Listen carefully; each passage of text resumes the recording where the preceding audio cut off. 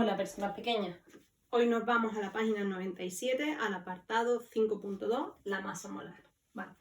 Antes de comenzar con la teoría de la masa molar, os voy a recordar que aprendimos lo que significaba el término mol.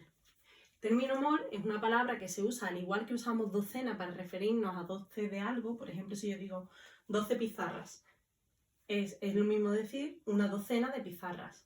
Pues del mismo modo que yo me refiero a una docena como 12 de algo, me puedo referir a un mol de algo como 6,022 por 10 elevado a 23 de lo que fuera. Por ejemplo, si yo digo, tengo un mol de peras. ¿Cuántas peras tengo? Tengo 6,022 por 10 elevado a 23 peras.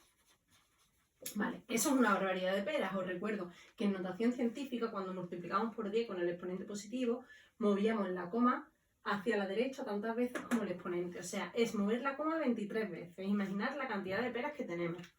Entonces, ¿cuándo usamos el término mol? El término mol normalmente lo estamos utilizando, sí, uso limpiacristales.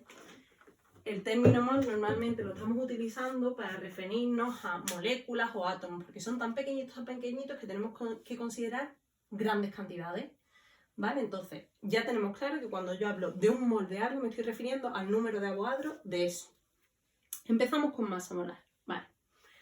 Os voy a recordar lo que era una molécula. Una molécula era una unión de varios átomos. Por ejemplo, en la molécula de agua. ¿Por qué está formada? Está formada, como vemos, por dos átomos de hidrógeno, que le vamos a dibujar huecos y grandes, que están unidos también a un átomo más pequeñito y oscuro de oxígeno. Entonces, si nosotros miramos en la tabla periódica, arriba de cada uno de los números de nuestros elementos nos viene su masa atómica, o sea, la masa que tiene ese átomo. Que os recuerdo que la masa, como era tan pequeñita en los átomos y la molécula, utilizamos una unidad distinta al kilogramo o al gramo, que era la UMA, la unidad de masa atómica.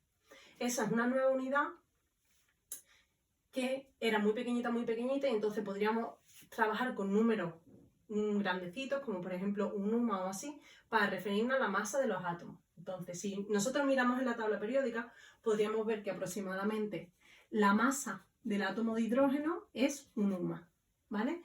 Y la masa de un átomo de oxígeno es 16 UMA. Luego, si yo quiero saber qué masa tiene en sí toda esa molécula, simplemente tendré que sumar 2 veces la masa del hidrógeno, pues tengo 2 hidrógenos, más la masa del oxígeno, ¿no? Entonces, la masa del agua sería 2 por la masa del hidrógeno más 1 por la masa del oxígeno. O sea, serían 18 UMA. Esa es la masa que tiene una molécula de agua. Esto ya lo vimos en puntos anteriores y creo que hasta aquí no tendréis dificultad. Pero ahora no estamos hablando de la masa de átomos. Ahora estamos hablando de la masa molar. ¿Y qué es la masa molar?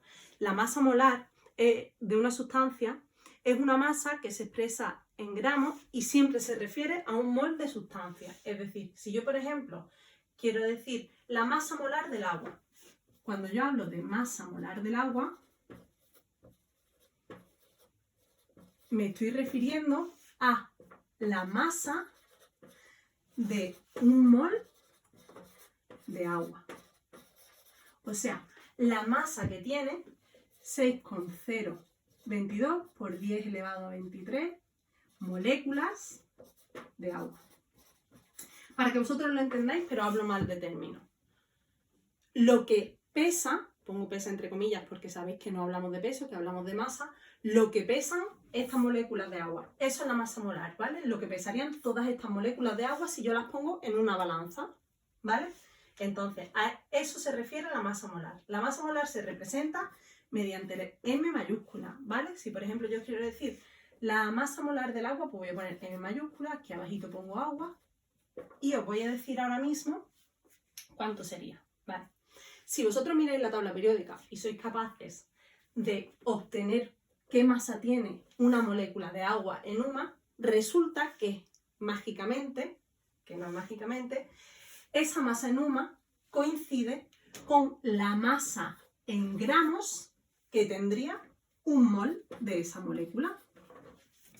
¿Vale? Os lo voy a hacer en un ejemplo para que lo veáis, ¿vale? Vamos a mirar el ejemplo del etanol, C2H6O.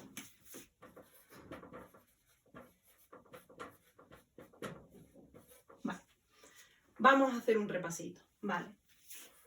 Cuando hablo de etanol, no me estoy refiriendo a un átomo, me estoy refiriendo a una molécula, es una unión de varios átomos, ¿vale? Vamos a interpretar esta fórmula. Esta fórmula nos está diciendo que esta molécula está formada ¿por qué? Por 2 átomos de carbono unidos a 6 átomos de hidrógeno y un átomo de oxígeno.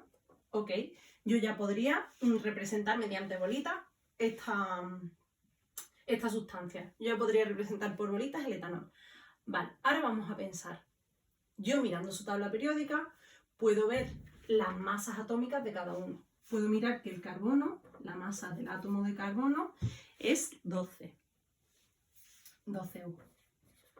La masa del átomo de hidrógeno es 1. Y la masa del oxígeno es 16U. Luego yo puedo sacar la masa que tiene una de estas moléculas, ¿no?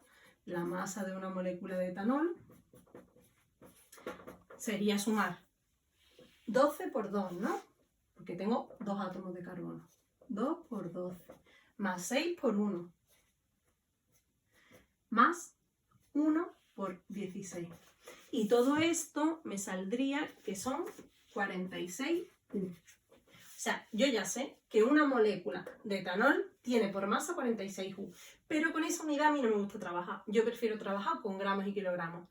¿Qué información puedo sacar también de ahí? Pues como yo ya conozco que la masa molar coincide con la masa molecular, yo puedo decir que la masa de un mol de etanol es igual a 46 gramos. ¿Qué es lo que tiene por masa 46 gramos? ¿Qué es lo que pesa 46 gramos? Un mol. Es muy importante siempre que me pongáis aquí que 46 gramos, lo que pesa 46 gramos es un mol. ¿Vale? Ahora, vamos a hablar un poquito de moles. Borro lo de arriba de la pizarra con el limpiacristales.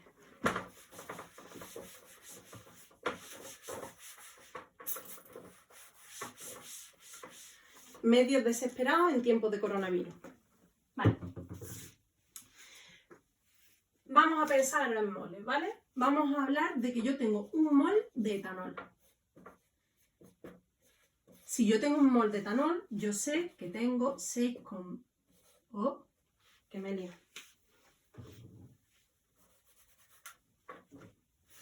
Que yo tengo 6,022 por 10 elevado a 23 moléculas de etanol.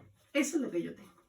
Ahora, tengo, si por ejemplo yo pudiera representar el etanol como 6 hidrógenos, 1 oxígeno y vamos a poner 2 carbonos.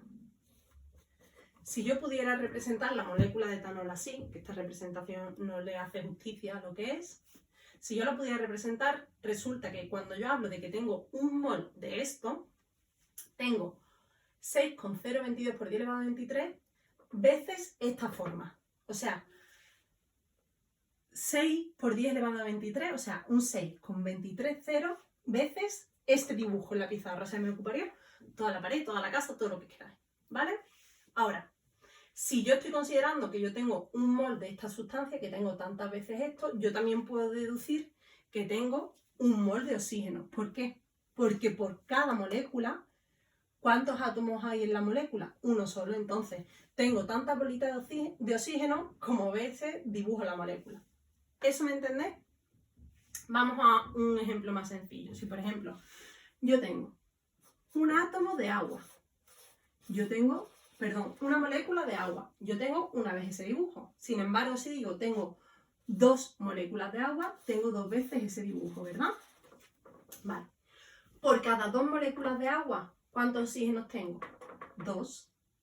Por cada 2 moléculas de agua, ¿cuántos hidrógenos tengo? 4. Pues lo mismo en el caso de los moles. Si yo, por ejemplo, tengo un mol de etanol, yo de aquí también puedo sacar la información de que tengo 2 veces más moles de átomos de carbono, ¿verdad?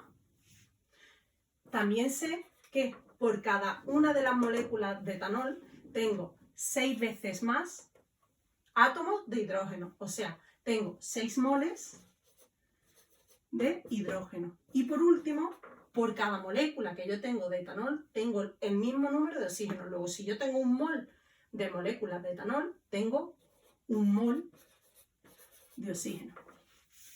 ¿Y yo sé pasar de moles a átomos o a moléculas? Sí, con un leve factor de conversión. Si yo sé que tengo 2 moles de átomos de carbono, sé que por un mol siempre tengo 6,022 por 10 elevado a 23 átomos, ¿verdad? Si yo multiplico esto por esto, me sale 1,2 por 10 elevado a 24 átomos de carbono. Vale. Todo esto, de nuevo explicado, lo tenéis en un cuadradito de la página 97, en el que ponéis masa, cantidad de sustancia y número de unidades fundamentales. Espero que lo entendáis entre esta explicación y lo que hay en el libro, y si no lo entendéis, pues volveremos a intentar hablar mediante un vídeo o en la videoconferencia. Hasta luego.